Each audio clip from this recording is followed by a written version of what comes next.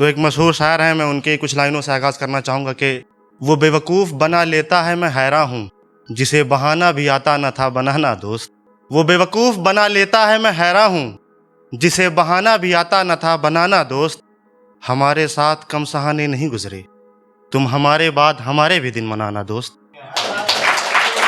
और एक शेर है अगला, आप सब गौर कीजिएगा कि एक लड़का जो अपनी मर्जी से ज़िंदगी जिया करता था, एक लड़का जो अपनी मर्जी से ज़िंदगी जिया करता था, एक लड़की ने उसका जीना हराम कर दिया।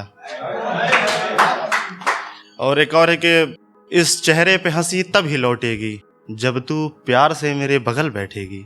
इस चेहरे पे हंसी तब ही लौटेगी जब तू प्यार से मेरे बगल बैठेगी। तेरे इश्क में कितने तड़पे हैं तुझे वो अपनी तड़प बताऊंगा। तेरे इश्क में कितने तड़पे हैं तुझे वो अपनी तड़प बताऊंगा। तेरा दर मेरा आखिरी ठिकाना है, तेरे बाद मैं किस दर को जाऊंगा। कि अब जो तू मुझे छोड़ गया है दरबदर हो गया हूँ। कि अब जो तू मुझे छोड़ गया है दरबदर हो गया हूँ। देख तेरे बाद मैं बद से बदतर हो गया हूँ। और एक होता है कि जब हम छोटे होते हैं तो हमारे ऊपर एक जिम्मेदारी होती है पढ़ाई की, और उस वक्त हम सपना देखते हैं कि हमें बड़ा होकर ये बनना है वो बनना है, और उसी दरमियान हमें मोहब्बत हो जाती है। फिर लगता है कि अब सब कुछ छोड़ के बस मुझे इसका बनना है। तो उसके ऊपर है कि जिस उम्र में लोग डॉक्टर इंजीनियर बनने का ख्वाब देखते हैं, उस उम्र में मैंने तुझे अपना बनाने की ख्वाहिश की थी। इतनी मोहब्बत के बाद भी एक ना हो सके हम दोनों, हमारी किस्मत ने भी क्या गजब की साजिश की थी। तुझसे वो पहली मुलाकात कैसे भूलूं मैं, जब मेरे दिल ने अंदर ही अंदर आतिश की थी। तू जाने की जिद करती रही मगर जा न सकी। तू जाने की जिद करती रही मगर जा न सकी। है उस रोज खुदा ने भी क्या सही वक्त पर बारिश की थी। और ये जानते हुए भी कि तुझसे दूर ना रह सकूंगा मैं, तूने बना करके दूरियां मेरे इश्क की आजमाइश की थी। और ये काफिर लड़का नमाजी बना तेरे इश्क में, ये काफिर लड़का नमाजी बना तेरे इश्क में। तुझे हर वक्त के नमाज में अपना बनाने की गुजारिश की थी। शुक्रिया शुक्रिया, बहुत शुक्रिया। और एक है कि जब आप रिलेशनशिप में होते हो तो आप बहुत सारी जगहों पर मिलते हो, बहुत सारी जगहों पर जाते हो, लेकिन सबसे खास जगह होती है उसके घर के आसपास की गली, जहां आप उससे मिलते हो। सिर्फ आप ही नहीं मिल रहे होते हो, बाद में आपको मालूम चलता है कि कोई और भी मिल रहा होता है। तो उसके ऊपर है कि मेरे शहर में एक गली है जहां मैं अक्सर जाया करता था। मेरे शहर में एक गली है जहां मैं अक्सर जाया करता था।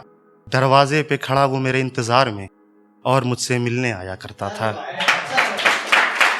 ये कोई 4 दिन की कहानी नहीं, रूहानियत वाली मोहब्बत है, ऐसा वो हमारे बारे सबको बताया करता था। फिर एक रोज मैं बेवजह उस गली पहुंच गया। मेरा महबूब मेरी आंखों के सामने किसी गैर की बाहों में लिपट गया। हाय कितना अच्छा होता अगर ये मंजर देख मैं वहीं मर जाता। कितना अच्छा होता अगर उस रोज मैं उस गली नहीं जाता। बहुत बहुत शुक्रिया, बहुत बहुत शुक्रिया। एक और है गली के ऊपर ही है कि जब आप उससे गली में मिला करते हो, फिर आपका जब ब्रेकअप हो जाता है तो आप जब फिर दोबारा उस गली से जाते हो तो आप देखते हो कि यही वो खंबा है जिस खंबे के नीचे उसने मेरा हाथ पकड़ा था।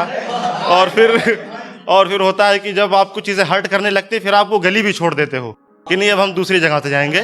तो एक उसके ऊपर है कुछ लाइनें, तो उसे गौर कीजिएगा कि जिस कदर तुमने मुझे अपना बना कर छोड़ा है, उस रवैये के बाद मैं किसी से भी दिल लगाने के काबिल नहीं रहा। जिस कदर तुमने मुझे अपना बना कर छोड़ा है, उस रवैये के बाद मैं किसी से भी दिल लगाने के काबिल नहीं रहा।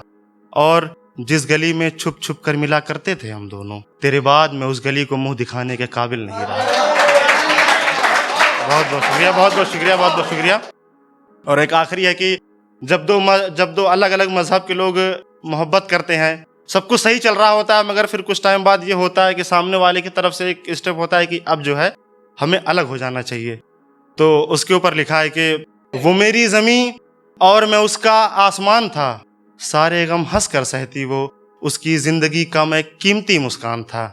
ये जो लड़की मेरे साथ है सदा रहे, ये जो लड़की मेरे साथ है सदा रहे, इस नाचीज से मुरादी का बस इतना अरमान था। दो तरफा मोहब्बत के बाद भी हमारी कहानी अधूरी रह गई। दो तरफा मोहब्बत के बाद भी हमारी कहानी अधूरी रह गई, क्योंकि वो हिंदू और मैं मुसलमान था। बहुत बहुत शुक्रिया, बहुत बहुत शुक्रिया।